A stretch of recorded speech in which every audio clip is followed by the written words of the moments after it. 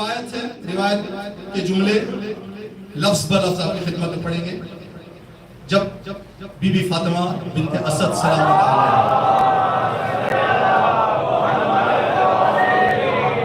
اپنی حمل کے دور کے آخری لمحات میں آپ تھیں، اس وقت آپ نے احساس کیا کہ ابھی ولادت ہونے والی ہے مولا کی، تو آپ کعبے کے قریب گئی اور تنہا گئی.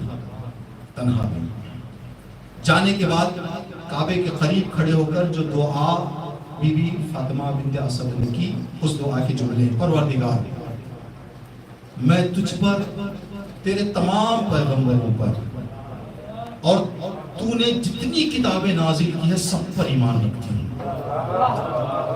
خدایا، تجھے میرے بطن میں پلنے والے بچے کا واسطہ، میں جس مقصد سے آئی ہوں اس مقصد میں مجھے کامیابی عطا فرما.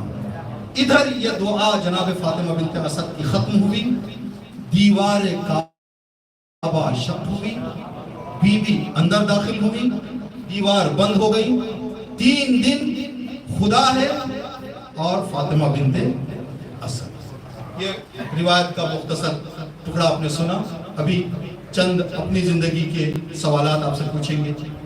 اگر کسی بھی بندے کی زوجہ ایسے حالت میں ہو، کیا اس کو اکیلا جانے دے گا انسان؟ جانے دے گا اکیلا؟ نہیں جانے دے گا. اگر ایسی حالت میں کسی کی زوجہ باہر ہوتی ہے تو سب سے زیادہ فکر میں کون رہے گا؟ اس کا شوہر. لیکن تاریخ گواہ ہے پورا مکہ پریشان تھا، ابو طالب آرام سے سو رہے تھے. پورا مکہ پریشان تھا، لیکن پورے مکے میں کوئی مطمئن تھا تو ابو طالب، جس کی زوجہ ہے اور ایسے وقت میں گھر سے نکلی ہیں. ابو طالب کے ایمان پر سوال نہ کرو. جب تم نے ایمان سنا نہیں تھا اس وقت ابو طالب کا یہ ایمان تھا. صرف جناب فاطمہ بنت اسد، میں اور آپ ابھی یہیں پر کھڑے رہیں. ہم لوگ ایک دعا کرتے ہیں، ایک جملہ کہتے ہیں کہ دینے والا جب بھی دیتا چھپڑ پھاڑ. ٹھیک ہے، اب ہم لوگ یہاں بیٹھے ہوئے ہم دعا کرتے خدایا ہمیں ارب پتی بنا دے. الحاجی کی چھت پھٹے گر جائیں اس کو سکھ کے سونے کی. جیسے ہی پھٹے گی ہم لوگوں کی حالت کیا ہوگی؟ بھائی ہم نے دعا مانگی ہے، اللہ دے گا تو ایسے بھی دے سکتا ہے، ٹھیک، لیکن کچھ لوگ ہم میں سے کیا ہو جائیں گے؟ گھبرا جائیں گے. یہ ہمارا گھبرانا اس بات کی دلیل ہے مانگنا ہم کو آتا ہے لیکن عطا پر یقین نہیں ہے. بی بی فاطمہ بنت اسد کعبے کے قریب پہنچی، دعا کی. جب دیوار شق ہوئی، دیوار کا شق ہونے کا تقاضا یہ تھا کہ آپ کے قدم پیچھے آگے نہ جاتے، لیکن بی بی فاطمہ بنت اسد پوری تاریخ بتاتی ہے کہ قدم آگے بڑھے ہیں. جب باپ کا وہ ایمان اور ماں کا ایسا ایمان ہوگا تو اللہ کھلے ایمان دے گا.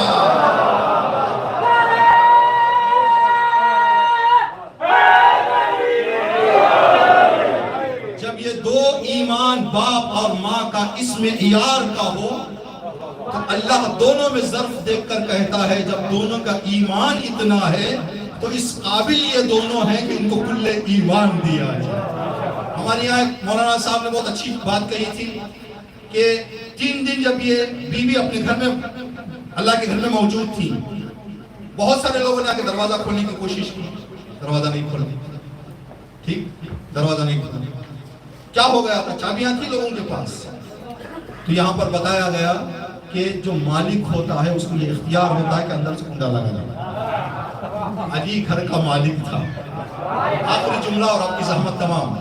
ابھی آپ حضرات پتہ نہیں کتنے عرصے سے یہاں آئے ہوئے ہیں. امیر المومنین کی ولادت کے صدقے جو مقصد لے کر آپ آئے ہیں، خدا آپ کے مقصد میں آپ کے ارادے سے زیادہ کامیابی عطا کریں انشاءاللہ. جہاں کہیں پر بھی آل بیت علی علیہ السلام کے چاہنے والے ہیں، سب کی جان مال عزت و آبرو کی حفاظت فرمائے. ابھی آپ حضرات جب یہاں پر تشریف لائے ہیں، ایک عرصہ گزر گیا آپ کا، تو آپ مہمان ہیں یہاں کے یا میزبان ہیں؟ آپ اگر اس اینگل سے دیکھیں کہ لمبے عرصے سے یہاں رہ رہے ہیں، میزبان ہو جائیں گے، جو بھی نیا بندہ آئے گا اس کا استقبال کریں گے آپ۔ لیکن اگر ملکی اعتبار سے دیکھیں تو ہم یہاں پر کیا ہیں؟ مہمان ہیں۔ لیکن جو بندہ کہیں پر آ کر ایک عرصہ رہ جاتا ہے، وہ مہمان سے میزبان بن کر استقبال کرنا شروع کر دیتا ہے۔ جہاں پہلے وہ کسی کی میزبانی میں گیا ہوا تھا، وہاں ایک عرصہ رہ گیا تو خود میزبان بن گیا۔ اب میزبان بننے کے بعد جب دوسرا کوئی آئے گا، اس کا استقبال اور اس کی مہمان نوازی یہ بندہ کرے گا۔ 13 رجب سے پہلے دنیا مہمان، خدا میزبان۔ 13 رجب کے بعد علی میزبان، دنیا مہمان ہے۔ اب کوئی بندہ کسی کے گھر مہمان ہو کر اس کی کچھ ناراضگی کا کام کر دے تو دنیا کیا کہے گی؟ مہمان کے گھر جائے، میزبان کا کھائے اور میزبان کا دل دکھا دے تو کیا کہے گی دنیا؟ کہے گی نمک حرام، نمک ناشناس۔ ٹھیک ہے،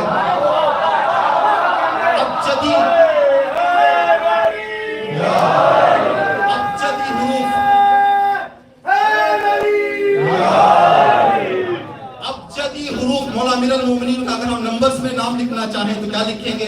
جیسے بسم اللہ لکھیں 786 تو امیر المومنین کا نام ہم نمبرز میں کیا لکھیں گے؟ 110 اب نمک کا بھی ابجدی نمبر نکالے تو 110 ہے۔ نمک کا ابجدی نمبر بھی 110، امیر المومنین کا نمبر بھی ابجدی 110۔ خدا نے یہ دونوں رکھ کر بتا دیا، جو علی کا عاشق اور شیدا نہیں وہ اس دنیا میں نمک ناشناس ہے۔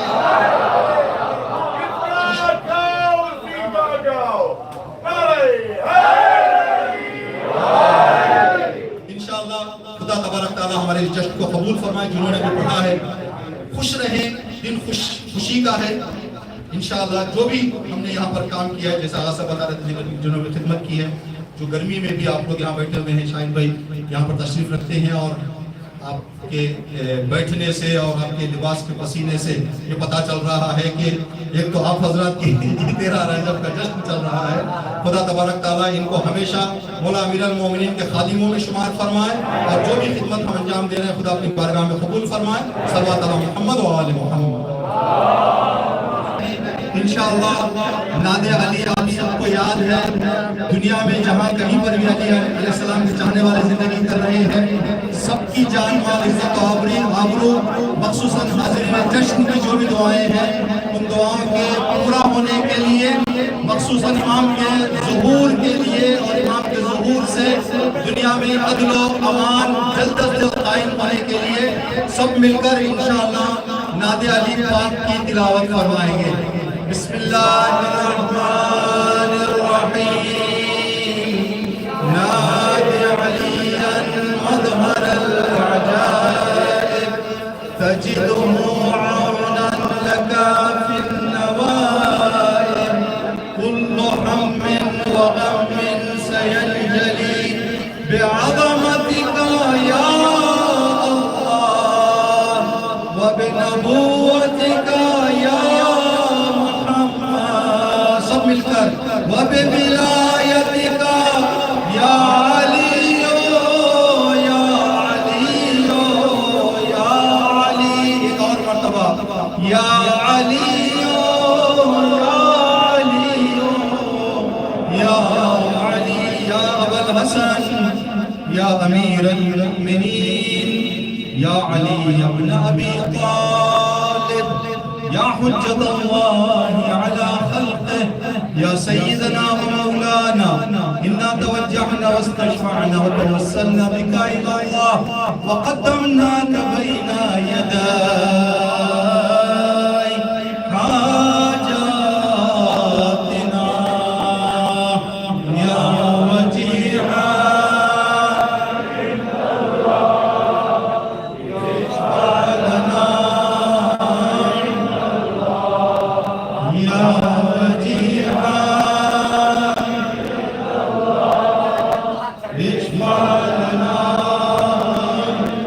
ربنا تقبل إنك أنت السميع العليم بحق أمير المؤمنين علي بن أبي طالب. السلام عليكم يا أبا عبد الله، السلام عليكم يا رسول الله، السلام عليكم يا ابن أمير المؤمنين وسيد المسيحيين.